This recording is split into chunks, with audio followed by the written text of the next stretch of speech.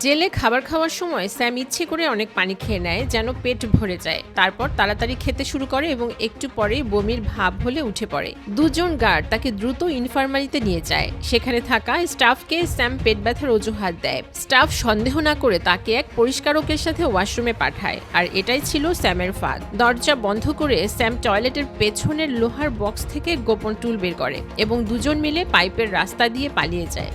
যাওয়ার আগে লোহার বক্সকে তারা ওভাবেই লাগিয়ে রেখে যায় যেন সন্দেহ না হয়। তারপর তার স্টোরেজ রুমে গিয়ে আগেই তৈরি করা মানুষের ট্রে জেলের ট্রান্সপোর্ট গাড়ির নিচে লাগিয়ে সেটাতে ঢুকে পড়ে। এদিকে গার্ড রুটিন চেক করে কিন্তু কিছু বুঝতে পারে না। গাড়ি পেট্রোল পাম্পে থামতেই তারা বেরিয়ে পাশের ফোর্ড ম্যাস্টাং গাড়িতে উঠে পালিয়ে যায়। কিন্তু পালানোই শেষ নয়, বরং এটা ছিল শুরু। বাইরে গিয়ে তারা একটি বিশেষ বোমা দিয়ে সিগন্যাল স্টেশন উড়িয়ে দেয় যাতে রেস ট্রাকের আন্ডারগ্রাউন্ড ওয়ার্ল্ড লুট করা যায়। মানুষ ভাবলো হয়তো নেটওয়ার্ক সমস্যা বা ক্যাশে বেটিং শুরু হয়ে গিয়েছে। ঠিক তখনই স্যামের বন্ধুরা ভেতরে দাঙ্গা শুরু করে যাতে সে ফিরে আসার সময় পায়। জেলের সব দরজা বন্ধ করে দেয়া হয়, কিন্তু সেটাই ছিল আসল প্ল্যান। তারা অ্যালুমিনিয়াম ফয়েল আর ট্রে দিয়ে জানালা ঢেকে দেয় আর ক্যামেরাতে পিনাট বাটার মেখে দেয়। ওয়ার্ডেন কিছু বোঝার আগেই সব শেষ হয়ে গেছিল। এদিকে স্যাম পরবর্তী স্টেপ নেওয়ার জন্য প্রস্তুত ছিল, আর এবার তার চুরিতে সাহায্য করবে তেলাপোকা।